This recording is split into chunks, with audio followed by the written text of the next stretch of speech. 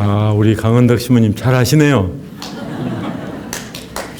근데 제가 이제 좀 다른 기회에 본당 모금을 다녔어요. 그리고 지금도 아직 덜 끝났어요. 제가 외국 회의에 가서 만난 부탄 신부님이 있어요. 사실 오늘 같이 올까 하다가 피곤하기도 하고 뭐 그리고 또 그래서 그냥 저 혼자 왔습니다만은, 킨리 신부님이라고 불교 국가인데 어떻게 해서 천주교 신자가 됐고 또 사제가 됐어요. 예수에 입회를 해가지고 예수에 이제 광구장이 됐거든요. 그래서 광구장 회의에서 만났는데 그분이 하려고 하는 일을 좀 돕기 위해서 본당에 다니면서 이제 모금도 하고 그래요. 근데 제가 그렇게 그런 활동을 하면서 한편 인생을 많이 다시 제 인생을 많이 생각하게 됐습니다. 사제로 산다고 하는 것은 말하자면 빌어먹고 살자는 것이었는데 우리 예수의 정신이 그렇습니다. 탁발수도회예요. 그러려고 했는데 실제로 그런 적이 없어요. 대대하게 뭐 이렇게 다녔는데 이제 본당에 가서 이렇게 모금 활동을 하다 보니까 한 번 더 웃어야 되고 한 번 더 이렇게 인사도 하게 되고 그러면서요, 야, 내가 있어야 될 자리가 여긴데 그동안 엉뚱한 데 있었구나. 만약에 이 체험도 안 하고 그대로 하느님 앞에 갔더라면 얼마나 하느님께 죄송했을까, 그런 생각이 들었습니다. 그러니까 한편 뭐 이렇게 하는 것이 어색하긴 한데 여러분들은 다 그렇게 살잖아요. 도와주십시오, 뭐 해주십시오 이렇게 하면서 사는데 사제가 된 다음에는 약간 그러지 않아도 되고 약간 몸을 뒤로 해 앞으로 안 서게 해도 되고 탁월한 선택을 한 건 사실이에요. 하여튼 그런 역설이네요. 신부님 잘하네요. 근데 사실 그런 거 잘 해야죠. 잘 해야죠. 근데 처음 먹은 마음 같지 않고 점점점 막 몸에 힘이 들어가고 막 이렇게 되는 게 사실이에요. 그래요. 한 가지만 더 하고 싶어요. 이 책에서 마리아 가브리엘라라는 분인데 이분은 이태리 사람이에요. 1946년, 45년에 2차 대전이 끝났죠. 46년에 태어났어요. 이 책을 쓸 때가 그러니까 언제인지 짐작이 가죠. 아버지가 2차 대전에 참전을 하셨답니다.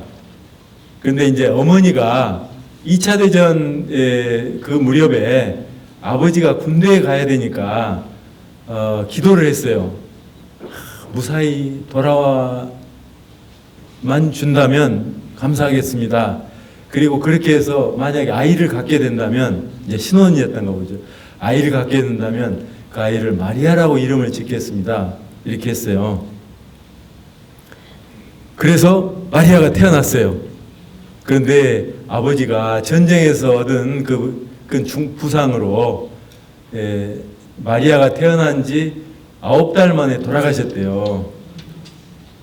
그래서 이제 홀어머니가 돼서 아이를 키운 거죠. 이제 나이가 20 가까이 돼서 공장에 취직을 했어요. 일자리를 얻었어. 취직을 했어요. 그래가지고 살다가 사업을 하던 어떤 신사와 사랑에 빠졌다고 그래요. 그래서 난생 처음으로 누군가를 사랑하고 서로 마음으로 있는 그대로 받아주고 인간적으로 매력을 느끼고 그런 관계를 처음 느껴봤는데 그것이 어찌된 셈인지 이루어질 수 없는 사랑이었대요. 그래서 그런 관계여서 헤어졌대요. 근데 못 견디고 다시 만났어요. 그래도 안 되니까 또 헤어졌어요. 헤어지고 만나기를 100번을 했대요. 정신적으로 고문당한 거죠. 마침내 아들을 낳고 완전히 관계가 단절이 됐답니다. 그 아들의 이름을 다비드라고 이름을 지었어요. 그래서 자기 어머니가 자기를 그렇게 키운 것처럼 싱글 맘으로서 자기 다윗을 키웠어요. 아이가 잘 자랐고 자랑스러울 그런 마음을 가질 정도로 아주 잘 훌륭하게 컸답니다. 그러면서 이제 마리아 가브리엘라가 스스로에게 질문을 해요. 여기에 대해서 후회하지 않느냐고요? 저는 이것이 내 인생의 발자취이기 때문에 후회는 없어요. 그러면서 제가 읽어볼게요. 아버지가 계셨다면 내 인생이 달라졌을 겁니다. 어쩌면 그런 관계를 맺지 않았겠지만 그러면 다비드도 없을 것입니다. 그렇다면 내 아들은 곧 태어날 자기 아이를 지금 여기서 기다리지도 않을 것이고요. 이렇게 나에게는 유산이 생긴 것입니다. 그리고 나이가 들어서의 일이지만 나는 결국 다시 사랑을 만났고 보물과 같은 남자와 결혼했습니다. 새로 만난 남편이죠. 이렇게 마무리를 해요. 나는 하느님이 인생 스토리를 지어내신다고 생각합니다. 하느님은 당신의 천재성과 자비하심으로 우리의 승리와 실패를 가져다가 아이러니로 가득 찬 아름다운 양탄자를 엮어내시지요. 양탄자의 아랫면은 실들이 얽혀서 엉망이지만 윗면에는 굉장한 스토리가 펼쳐지는데 하느님은 양탄자의 이 윗면을 보시는 거지요. 이렇게 마무리를 해요. 그러니까 교황님께서 이렇게 이 말을 받아서 이렇게 말씀을 하십니다. 아, 참 마리아 가브리엘라가 한 양탄자 이야기 참 나는 좋아합니다. 우리는 얼마나 복잡한 스토리를 엮어내면서 살아가는지요. 실로 짜는 거지요. 우리가 겪고 있는 것을 이해할 때도 있고 이해하지 못할 때도 있습니다. 그러나 하느님은 창조주요 예술가의 눈으로 우리를 보시면서 우리의 실수와 죄 그리고 선한 것들을 마치 모두가 양탄자의 원래 조각들인 것처럼 짜맞추십니다. 그 양탄자에는 선과 악, 죽음과 생명이 있습니다. 내 인생을 보면 교황님 자신요 보면 주님께서 미소 지으시면서 이렇게 말씀하실 거라고 생각합니다. 보아라, 내가 네 실수들로 짜서 만들었다. 노인이 되어서 인생을 살피면 얽힌 실 뒤에 있는 그것이 무엇인지를 본능적으로 압니다. 노인들은 큰 그림을 알 수 있습니다. 그러면서요 이렇게 마무리를 하셔요. 실수들이 종종 기적의 원재료가 됩니다. 예수님을 부인한 베드로의 실수는 눈물의 기적으로 그를 인도하였습니다. 방탕한 아들의 실수는 아버지의 자비를 보여주었습니다. 잃어버린 양의 실수는 양들을 집에 데려오시는 하느님의 배려와 열망을 드러내 주었습니다. 마테오의 탐욕은 잔치의 기적을 일으켜서 율법학자들을 분개하게 만들었습니다. 간음하다 잡힌 여자에 대해 생각합니다. 이런 모든 일들은 지금도 교회에서 일어나고 있습니다. 주님은 기적을 행하셔서 모든 것을 뒤집어 놓습니다. 상황의 반전은 하느님이 우리 인생에 행하시는 가장 놀라운 일들 가운데 하나입니다. 이렇게 말씀하셔요. 저는 이 글을 번역하면서도 좀 눈물을 흘렸어요. 또 제 조카는 이 글을 내기 전에 제 번역을 좀 도와주면서 이 글 보고 놀랐어요. 교황님이 쓰신 책이라고 하는데 싱글맘 이야기가 나온다. 이래도 되느냐. 2년 전에 결혼 생활에 대해서 신호들을 개최했어요. 교황님이 주관해서. 그때에는 별거한 부부 또 동성애를 살고 있는 그런 사람들에 대해서 교회법적으로 허용한 범위 내에서 최대한 관용을 베풀고 신앙생활을 할 수 있도록 하자는 그런 취지로 했지만 교회법 학자들이 반대해서 아무것도 결정 못하고 끝났어요. 우리 교회가 그렇게 돼 있어요. 자비롭지 못해요. 엄격한 자를 대요. 윤리의 자, 도덕의 잣대를 대고 이렇게 해요. 한편으로 그래야 될 필요가 있다고 생각도 해요. 그렇지만 안식일이 사람을 위해서 있어요. 사람이 안식일을 위해서 있어요. 예수님의 그 정신을 다시 돌아가 보면 좀 알아도 모른 척도 하고 이렇게 할 수도 있어야 되는데 교회는 너무 깐깐해요. 너무 꼼꼼해요. 그래서 냉담한 교우들 만나면 뭐라고 하냐면 제가 죄가 많아서 못 갑니다. 그러니까 천주교회 하면 죄가 없어야 되는데 이렇게 생각한 것 같아요. 옛날에 실제로 그랬어요. 신앙생활의 목표가 뭐냐? 죄 없이 깨끗하게 살다가 하느님께 가는 거. 어때요? 인생의 목표가 죄 없이 사는 것이에요. 그랬어요. 우리가 대림제를 지금 보내고 있는데요. 회개하라. 하느님 나라가 가까이 왔다. 그렇게 예수님이 이렇게 선포하시잖아요. 대림절이야말로 회개해야 될 때예요. 죄로부터 회개해야 된다고 생각을 해요. 맞아요. 그렇지만 우리가 대림절에 생각하는 그 회심, 죄에서 돌아서는 것은 그냥 이거 하나 잘못한 거 화내고 누구 물건 훔치고 막 이런 거, 그것도 물론 안 해면 좋죠. 그런데 그런 것에 이렇게 그러니까 많은 사람들 또 어떻게 생각하느냐? 내가 무슨 죄가 있다고 성당에 나가? 나는 죄 없이 사는 사람이라 성당에 안 나가도 돼 하는 그런 사람도 많이 봤어요. 우리 제가 어떤 자매님, 선생님 하는 자매님인데 자기 아버지는 진짜 안 나오신대요. 이유는 뭐냐? 방금 말씀드린 그런 이유예요. 그러니까 성당에 나오면 죄 안 지어야 되고 성당에 그러면 성당 안 나오면 죄 지어도 되는가요? 그건 모르겠어요. 하여튼 내가 최근에 제 친구 중에 한 사람이 드디어 예비자 교리를 듣게 됐어요. 이 사람은 사회에서 떵떵거리던 사람이에요. 그런데 그보다 더 높은 사람이 열심한 신자였어요. 그래가지고 자기 딸 결혼식 하는데 제가 이제 줄에 이렇게 가서 했거든요.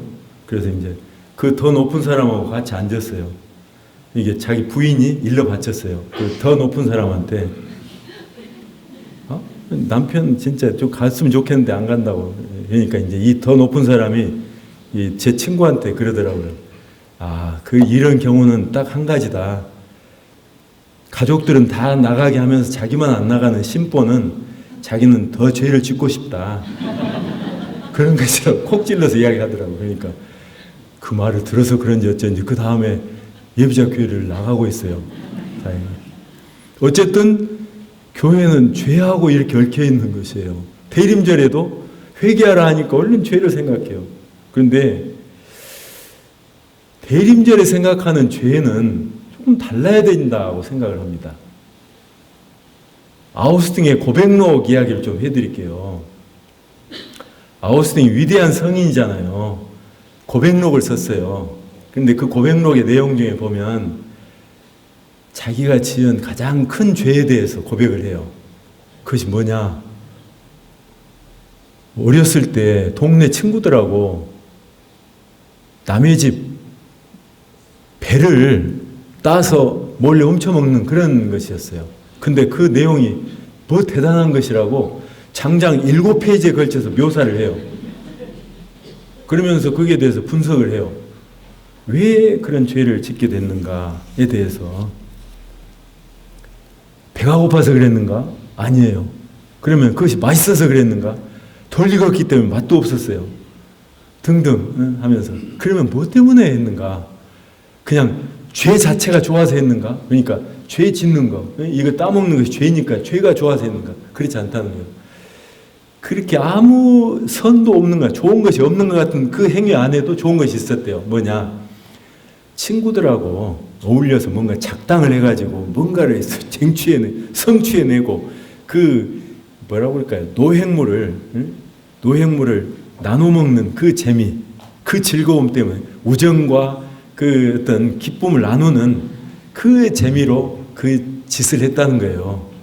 그러면서 모든 죄가 이와 비슷하다. 죄 자체가 좋아서 죄 짓는 사람은 없다는 거예요. 그것이 보여주는 어떤 재밌는 것 또는 쾌락, 이것을 노리고 이것을 먹는데, 따는데, 죄를 짓는데 그러나 그것을 하기 전에 그보다 더 큰 차원에서 이것이 해서는 안 될 일인가 해도 되는 일인가를 봐야 되는데, 작은 선, 그러니까 친구들하고 노닥거리고 이런 재미 때문에 더 큰 선, 하느님의 뜻, 하느님의 계명, 이것을 무시하고 이 일을 감행한다면 이것은 죄가 된다는 것이죠. 그러니까 죄는 뭐냐? 모든 사물에는 나름대로의 선, 좋은 것이 있는데 더 큰 좋은 것을 무시하고 작은 좋은 것에 집중하고 정신을 팔릴 때 이것이 죄가 된다는 겁니다. 그러니까 대림절에는 무엇을 성찰을 해야 되는가? 내가 선택한 선이 뭔가를 보되 더 큰 선을 놓치고 작은 선, 작은 즐거움, 작게 좋은 것을 선택했다면 그 작은 선택이 뭔가? 내가 선택한 덜 좋은 것, 더 좋은 것을 무시하고 덜 좋은 것을 선택한 그것이 뭔가? 그래서 나는 무엇을 잃었고 얻은 것은 무엇인가? 이것을 돌아보는 것이라야 되지 않냐 이겁니다. 그래서 판공성사를 본다고 그럴 때 내 마음이 어디로 흐르고 있는가, 자잘한 일들을 중심으로 해서 이렇게 보는데 그쳐서는 안 되고요. 내 마음이 어디로 향해 있는가, 하느님을 향해 있는가, 내 그 작은 이것들에 팔려 있는가. 그래서 회개하라, 이 말은 사실은 돌아서라는 말이라고 그러지 않습니까? 생각을 바꾸는 겁니다. 메타 하면 뭐뭐 너머에 있는 거예요. 노이아, 생각 넘어요. 그러니까 생각을 바꾸라. 가던 길을 멈추고 돌아서라. 그 너머를 봐라. 사물의 이면을 봐라. 그런 거예요. 내가 주어진 대로 그냥 살지를 않고 뭔가 뜻있게 의미있게 살고 내 삶의 주인으로 살려면 이렇게 돌아서야죠. 그리고 좋은 의미에서 세상과 거리를 둬야 돼요. 그리고 홀로서기도 할 수 있어야 돼요. 더불어 사는 것도 좋지만 어떤 때는 가끔 혼자서 고요한 시간을 가질 필요가 있습니다. 너 때문이야. 내가 너를 만나서 이 고생이야 하면서 자기가 하고 있는 그 모든 일을 합리화시킬 수가 있어요. 내가 나답지 못한 것, 나를 나답지 못하게 만드는 모든 것들을 잘 봐야 됩니다. 너 때문에 내가 이렇게 됐다 이렇게 생각하지 마시고 본래의 나를 봐야 돼요. 회개라는 것은 그런 것입니다. 주변 환경에 대해서 더 이상 핑계나 변명을 일삼지 말고요. 우리는 이제 대림절을 맞아서 이렇게 보내고 있는데요. 세상에 살지만 세상에 속한 사람이 아닙니다. 우리는 세상에 살지만 보아라, 내가 세상을 이겼다 하신 예수님과 함께 예수님을 바라보면서 살아야 됩니다. 대림절을 보내는 의미는 바로 그런 것이죠. 해마다 대림절, 사순절이 되풀이되는 이유는 그거예요. 다시금 돌아오라 초대하시는 거죠. 우리 인간은 세상과의 관계에서 볼 때요, 세상의 노예가 아니잖아요. 창세기에 보면 아담과 하와에게 복을 내리시면서 이렇게 말씀하셔요. 세상을 지배하고 다스려라. 만물의 영장이다. 그러니까 이 세상에 살면서도 세상에 속하지 않도록 영적으로 독립운동을 하는 기간이에요. 내가 이래서 지금 이 모양 이 꼴이다 이렇게 변명할 것이 아니라 멈춰서서 이제 이 세상으로부터 영적인 독립운동을 해야 돼요. 선언해야 돼요. 어떻게 하는가? 좀 멀리 내다봐야 됩니다. 운동장에 이렇게 직선을 그어보신 분들은 아실 거예요. 직선을 걷기 위해서 땅바닥에 막대기를 대고 쭉 이렇게 가요. 삐뚤바뚤 안 하게. 근데 가다 보면 이렇게 휘어지는 그런 경험 있으시죠? 실제로 직선을 그으려면 그렇게 하면 안 돼요. 멀리 있는 건물의 모퉁이 또는 소나무, 전봇대 이런 걸 보면 땅바닥에 막대기를 대고 그냥 무조건 가야 돼요. 쭉 가. 그러면 삐뚤빠뚤한데 크게 봐서 직선이에요. 직선을 그렇게 그어요. 지난주에 허리를 펴고 머리를 들어라. 배우자나 자녀들 때문에 마음이 상했다. 신자들 때문에 마음이 상해서 성당 못 나가겠다. 또는 성직자, 수도자들 때문에 못 가겠다. 이런 사람들도 있어요. 그렇지만 우리가 바라보는 큰바의 얼굴은 사람이 아니고 하느님입니다. 예수님이에요. 우리가 동쪽으로 가겠다 하고 결심을 했으면 동쪽을 향해서 가면 돼요. 해를 보고 가면 안 돼요. 해가 동쪽에서 나왔으니까 해를 보고 가면 된다 이렇게 하면 해는 수시로 자리를 바꿔요. 그래서 남쪽으로 가면서도 동쪽으로 간다고 착각을 하고, 심지어는 해가 뉘엿뉘엿 질 때쯤이면 서쪽이잖아요. 서쪽으로 가면서 나는 동쪽으로 가고 있다고 착각을 할 수가 있어요. 동쪽으로 가려면 동쪽으로 가기로 했으면 동쪽을 가야 돼요. 이렇게 우리 삶에는 변치 않는 기준이 필요해요. 이제 나이가 들고 세월에 경험과 지혜가 쌓이면 그런 것들을 구별할 수가 있죠. 피상적인 것과 본질적인 것을 구별할 수가 있죠. 제 어머니 이야기를 오늘 할까 말까 하다가 그럼 너무 길어지기도 하고 또 맨 자기 이야기만 한다고 할까 봐 뺐어요. 그런데 이 이야기는 하고 싶어요. 이제 저희 어머니가 큰형네 아들, 딸을 키워주셨어요.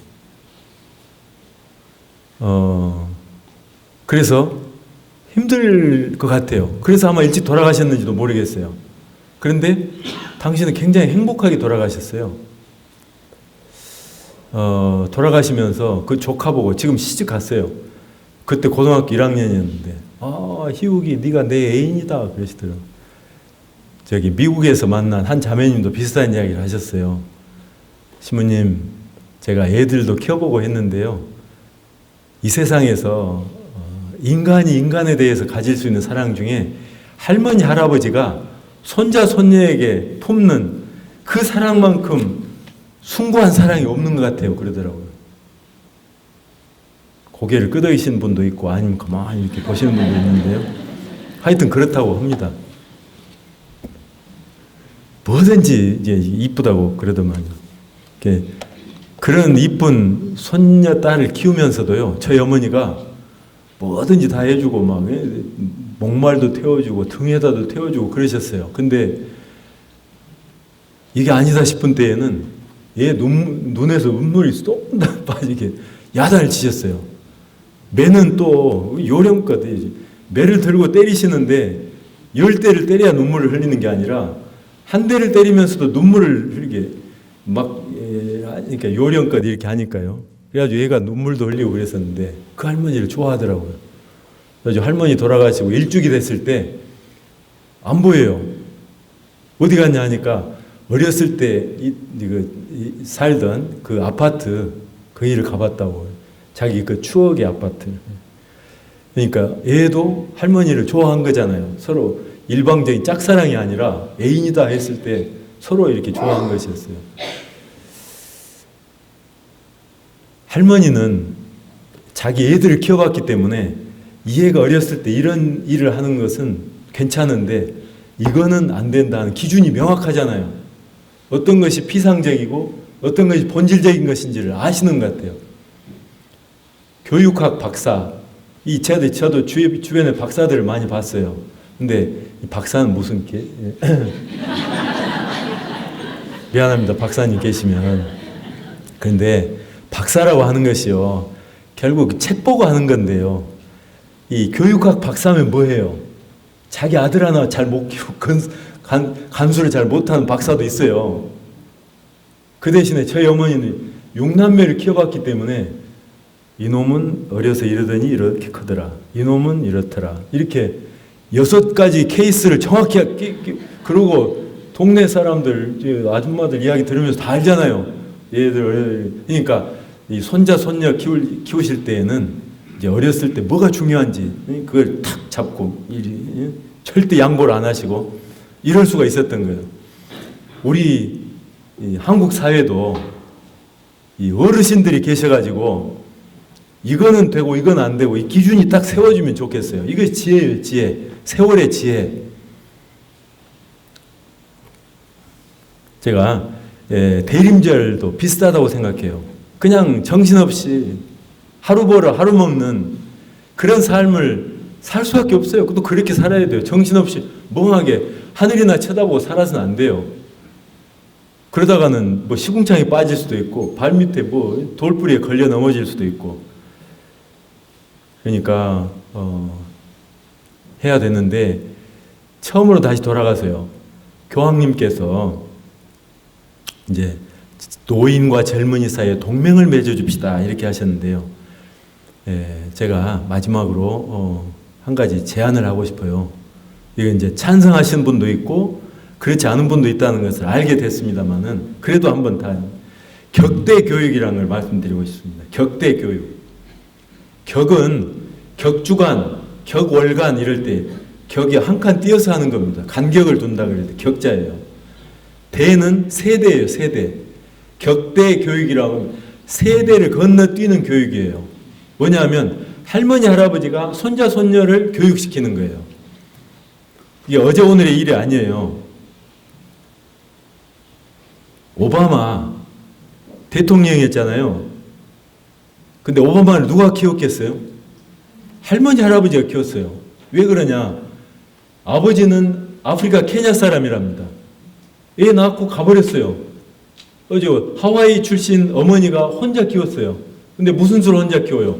자기가 직장 생활 해야 돼요. 그러니까 직장 다니는 동안은 자기 친정 부모님께 맡겨드렸어요. 그러니까 오바마는 어려서부터 외할머니, 외할아버지 손에 컸어요. 그 결과 어떻게 됐느냐? 이 오바마는 흑인이잖아요.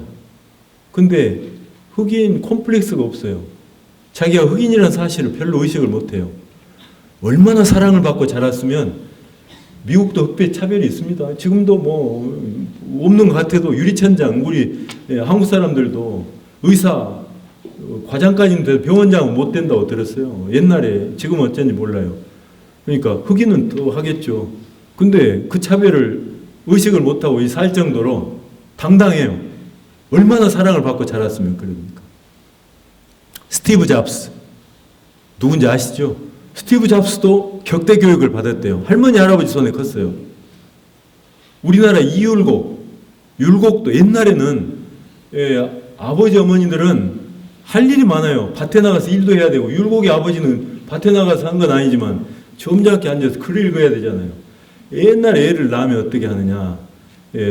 젖될 정도 되면 할머니나 할아버지에게 맡기는 거예요. 손녀는 할머니, 손자는 할아버지 해서 같이 잠을 자요.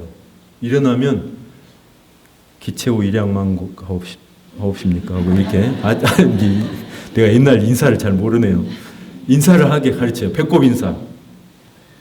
그러고 방 이불 개고 또 방 청소하고 마당 쓸고 그리고 자기 아버지 어머니가 와서 할아버지 할머니한테 인사하는 거 잘 주무셨어요? 하고 인사하는 거 보고 배우고 인사성 배우고 그래서 인간관계를 이렇게 그 토대 위에 이제 소학 뭐 이렇게 공자 맹자 이렇게 가르쳤던 거예요. 그러니까 아주 어렸을 때 그 인성을 할머니 할아버지들한테 배운 거예요. 제가 보니까요.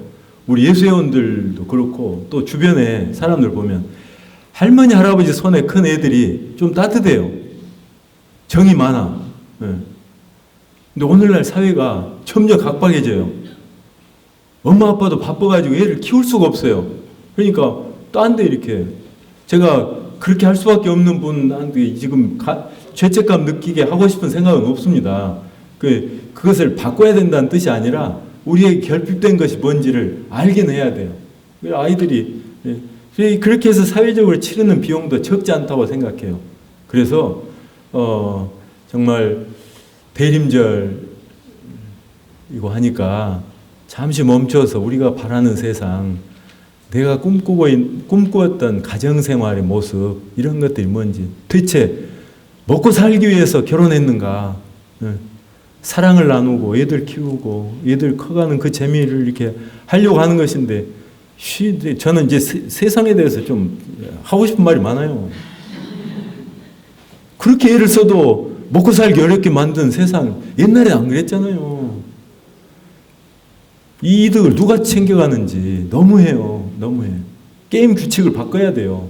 정규직, 비정규직 이런 것도 바꿔야 되고. 하여튼 그래서 대림절에 잠시 멈춰서 세상을, 우리가 어떤 세상을 만들고 싶은 건지, 어떤 가정을 꾸리고 싶은 건지, 내가 무엇을 위해 살고 싶어 했는지, 참 그것에 가까워지고 있는지 돌아보면서 회개하고, 아니라면 돌아설 수 있는 그런 초대의 말씀들을 좀 잘 알아듣는, 그래서 본래의 자기 자리로 돌아갈 수 있어야 된다. 그런 초대의 시간이다.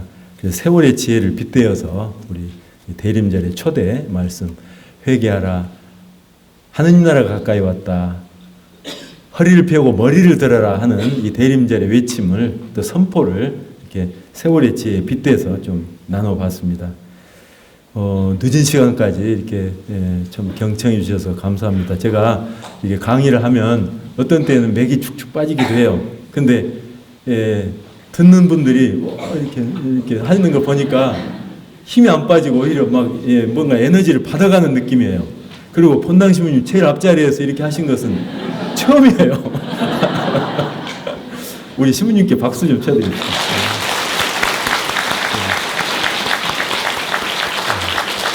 그리고 여러분들 늦은 시간까지 함께 해주셔서 감사합니다. 여러분 자신들 위해서도 박수 한번 주세요. 고맙습니다. 영광송으로 마치겠습니다.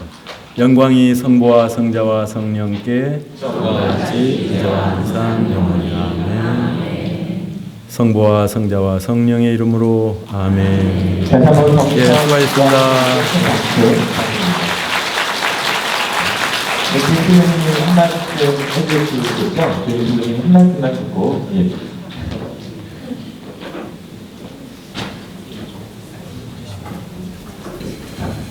네, 그래요. 여러분, 옆 사람 쳐다보고 주님의 이름으로 사랑합니다. 한번.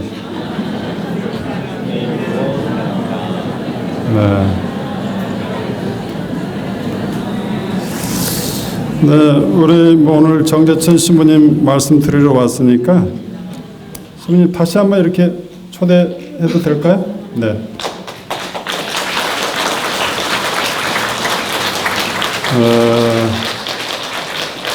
우리 교우들이 질문을 하고 싶을 것 같아요. 네, 그러니까 우리 교우들은 질문하는 지혜가 있습니다. 네. 혹시 여러분 중에 이거는 꼭 필요할 것 같다 하는 질문 있으면 한번 손 들어보고 신부님 마이크.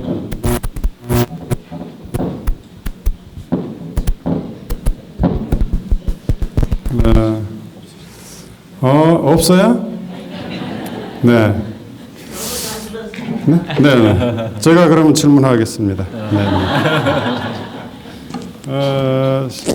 그 신부님이 사제 생활이 지금 사제 서품 받은 지 한 20 몇 년 됐습니다. 네, 20 몇 년 되셨는데 그동안에 가장 행복할 때와 가장 힘들 때를 한마디만 표현, 지혜로 연결해서.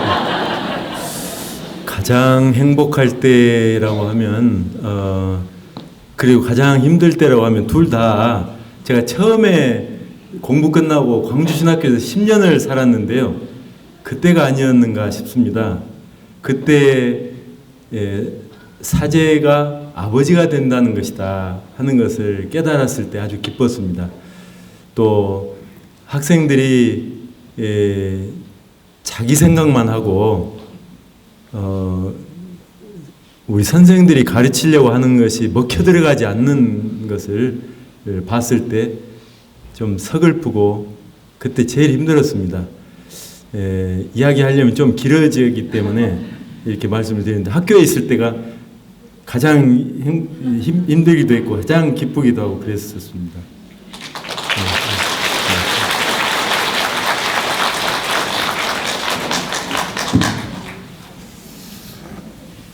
저는 그 사랑하는 님을 떠나 보내느라고 힘들다고 말할 줄 알았는데 너무 거룩하게 나와가지고 더 이상 질문하기가 혹시 그런 사연이 있나요? 아니요, 제가 사실 제 얼굴이 못생긴 것은 아니죠. 그런데 말이죠, 제가 이 사제가 되겠다고 나서기 전까지는 누가 저를 좋아한다고 한 사람이 없었어요. 있었으면 인생이 달라졌을 것도 같은데 그렇습니다. 그러고 신학생이 되고 나니까 잘생겼다고 그러고 진즉 그래주지 왜 늦었어요. 그렇습니다. 진짜. 네. 그래요. 신부님이 아마 그 한 길만 이렇게 향해 가다 보니까 옆에 사람이 얼마나 이렇게 갈망하는지를 못 보고 오셨나 봐요. 네. 한 길만 탁. 네. 다시 한번 뜨거운 박수로. 그래요. 아주 쉽고 단순하면서도 또 깊이 있는 이렇게 삶의 지혜, 세월의 지혜, 또 우리 모두가 또 실천할 수 있는 우리 자신과 우리 가족들, 특히 대를 이어서 우리 어떤 내 소중한 삶의 지혜를 이렇게 나눌 수 있는 그런 그 소중한 그 말씀이었습니다. 네, 이렇게 많이 오셨는데 다음 주와 또 그 다음 주도 이렇게 무게 있는 분들이 오시니까 이렇게 주위 사람도 저기 어떻게 저기 강남에서까지 이렇게 오셨다고 제가 들었습니다. 좋습니다. 이렇게 이런 좋은 기회를 이렇게 많이 들으면 좋겠죠? 네, 마침 기도로 성부와 성자와 성령의 이름으로 아멘. 우리 신부님들이 같이 강복드리겠습니다. 같이. 네. 주님께서 여러분과 함께 전능하신 천주 성부와 성자와 성령 우리 모두에게 강복하시고 우리가 가지고 있는 작은 지혜라도 주님 안에서 잘 갈고 닦아서 우리가 함께 사는 우리 자녀들에게 또 손주들에게 잘 전달할 수 있는 지혜 넘치는 삶이 되게 하소서. 우리 주 그리스도를 통하여 비나이다. 아멘. 성부와 성자와 성령의 이름으로. 네.